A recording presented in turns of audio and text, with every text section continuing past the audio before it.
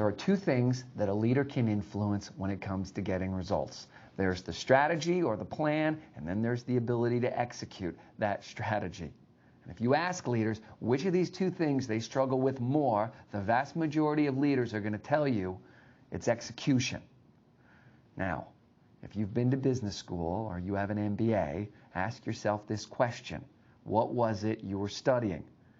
Were you studying execution or were you studying strategy and business planning?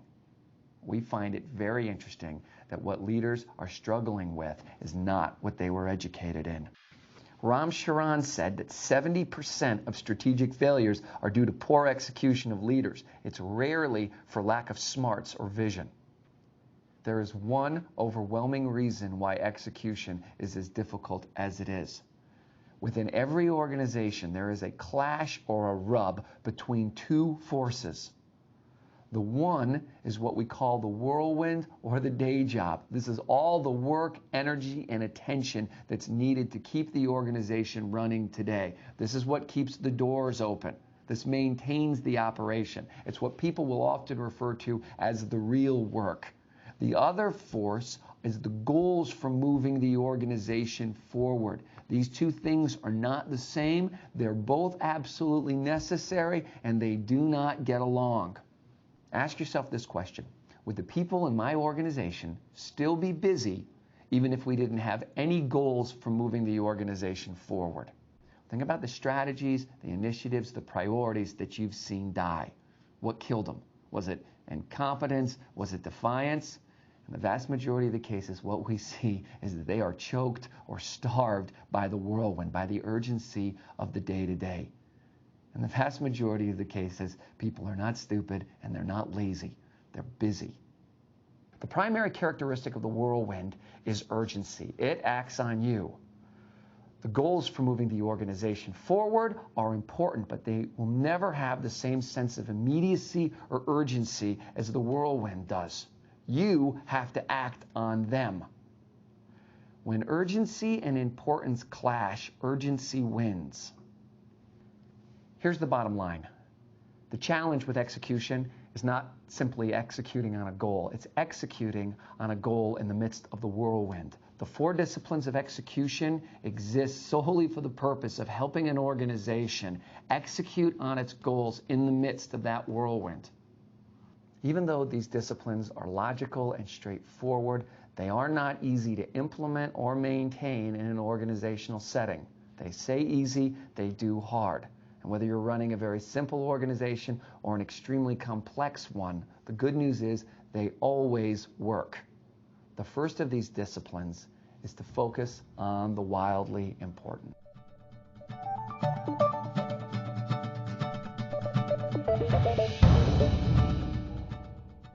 If a team or an organization has 2 to 3 goals in addition to the whirlwind, they are likely to achieve 2 to 3 goals. That same team has 4 to 10 goals, they're likely to achieve only 1 or 2.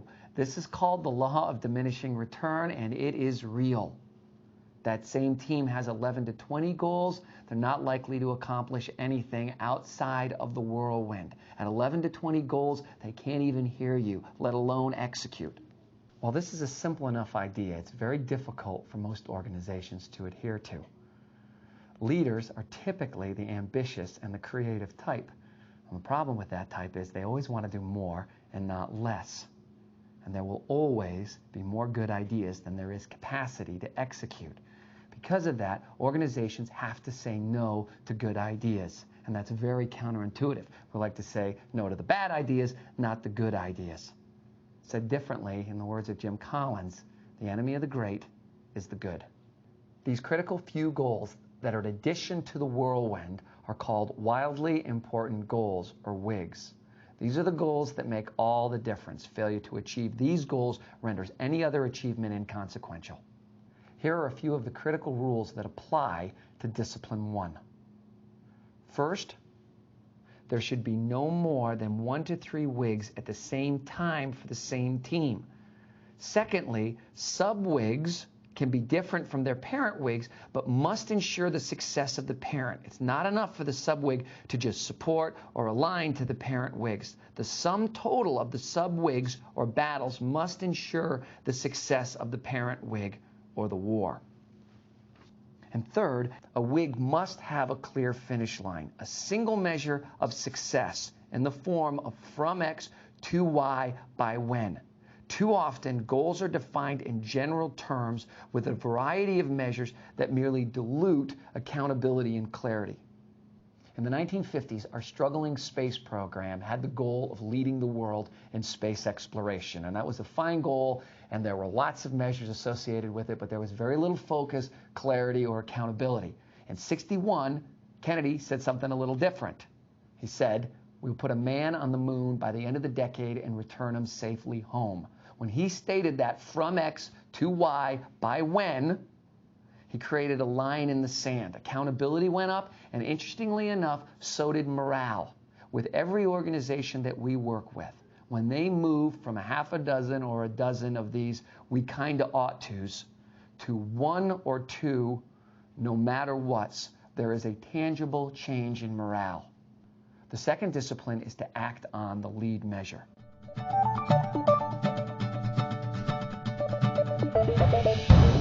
Once a clear finish line is established in Discipline 1, the team knows how it wins or loses. It has its lag measure. But the key to execution is to act on the lead measure.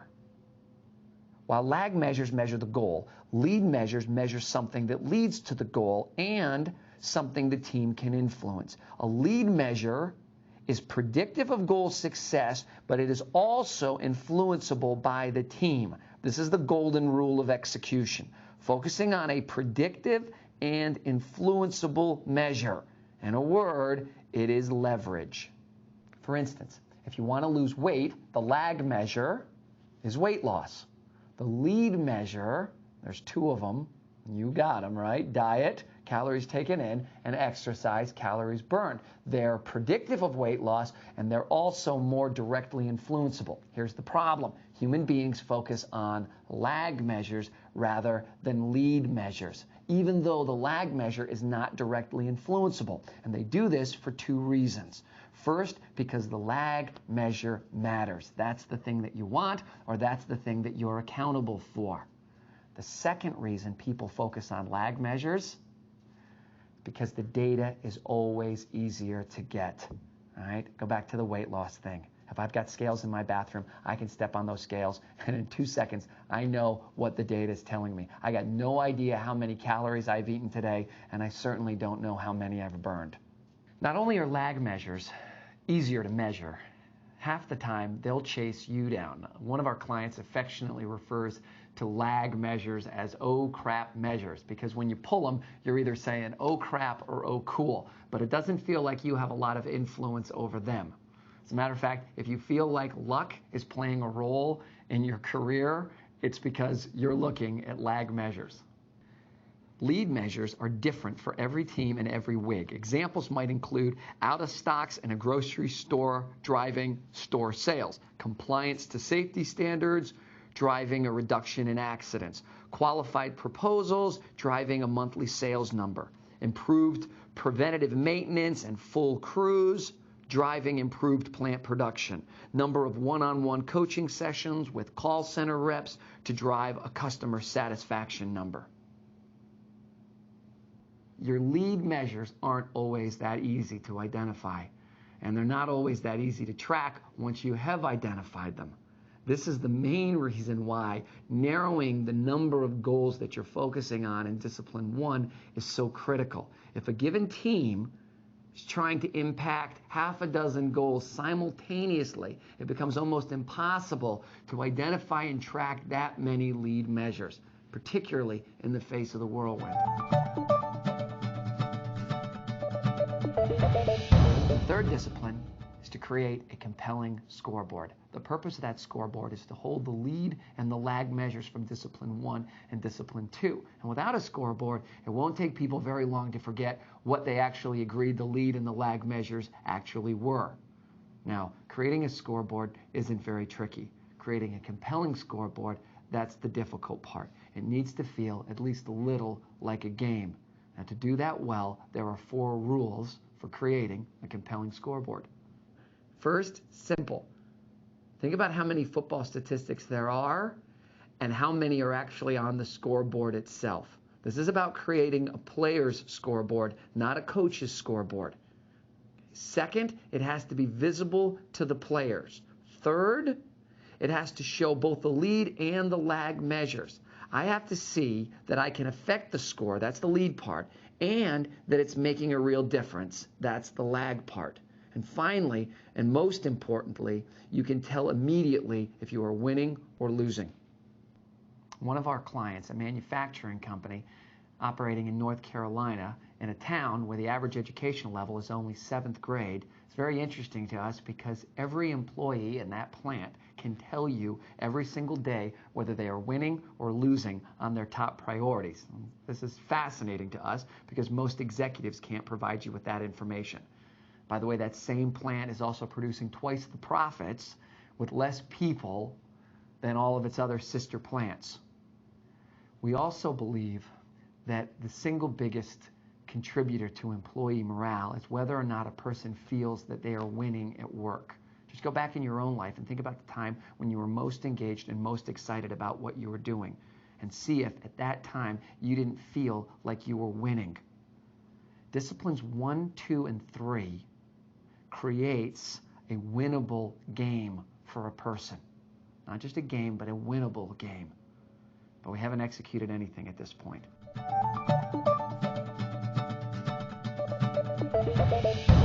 Discipline 4, create a cadence of accountability, is where the real execution takes place. This discipline revolves around a 20-minute meeting that happens every week for every team that owns a wildly important goal and happens at the same time each week. In this meeting, you do not discuss the whirlwind, even if the building is on fire, and every person on the team shows up thinking about the very same critical question. What are the 1 to 3 things that I can do this week in order to impact the scoreboard? In this 15 to 20-minute WIG session, each person takes just about a minute to review 3 things. First, I report on last week's commitments. Did I do what I said I was going to do? Second, I review the scoreboard. Is the lead measure moving? And if so, is the lag measure responding? And finally, third, based on what that scoreboard is telling me, what am I going to do in this next upcoming week to impact those lead measures? As you look at this week of time, you can see the yellow blocks are those objectives where we're trying to have an impact on the lead measure. And the blue, as you can guess, that's the whirlwind. Now, if you were to remove those yellow blocks, you can see, and you know from experience, it will not stay white. It'll turn blue, and it'll turn blue fast. The 4 disciplines is literally a process for driving the yellow into the blue. Folks, this is what execution looks like. How do you eat an elephant? 1 bite at a time. One of our clients from a Fortune 50 company put it in a real interesting way. She said, we don't have dragons swooping down, knocking us off our priorities. What we have are gnats, right? Every day with the gnats in our eyes, and we look back over 6 months and we haven't done any of the things we said we were going to do. The 4th discipline is gnat repellent. Let's take an example and walk it all the way through. Let's say that Bob is the manager over a number of crews in a construction company where the wildly important goal is safety.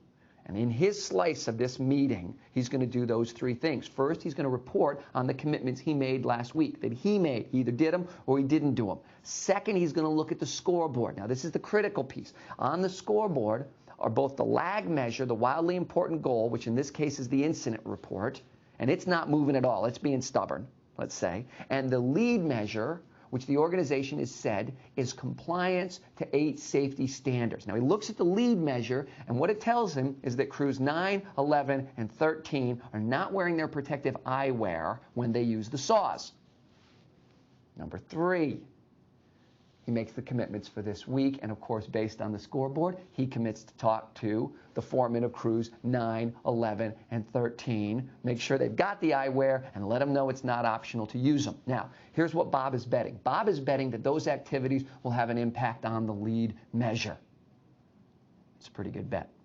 The company as a whole is betting that the lead measure of compliance to the 8 safety standards will drive the lag measure of incident rate. And that turned out to be a very good bet. From this example, you can see how critical it is that the lead measure be both influenceable and predictive. A lot of organizations use the 4 disciplines of execution as a sort of sane alternative to their annual strategic planning processes, or as a way to just simply implement their existing strategic plans. And you can see from this example that no matter how detailed a strategic plan might be, and we've seen some very detailed ones, that no strategic plan is going to tell Bob that on week 27 he needs to talk to crews 9, 11, and 13. The adage with the strategic plan is similar to that of the general's adage that you throw out the war plan after the first shot's been fired. The planning that happens with the 4 disciplines happens every week. It's just-in-time planning. And it's planning that's responsive to what the lead measure is telling you. The 4 disciplines of execution, in short, does 3 things for every team. First, it provides simple, direct clarity around the strategic priority. It separates the wildly important goal from the whirlwind and creates very clear line of sight around how we're going to influence the wildly important goal. The second thing that it does is it engages every member of the team in a winnable game. And the final thing, and most importantly, it allows an organization to achieve its wildly important goals in the midst of a whirlwind.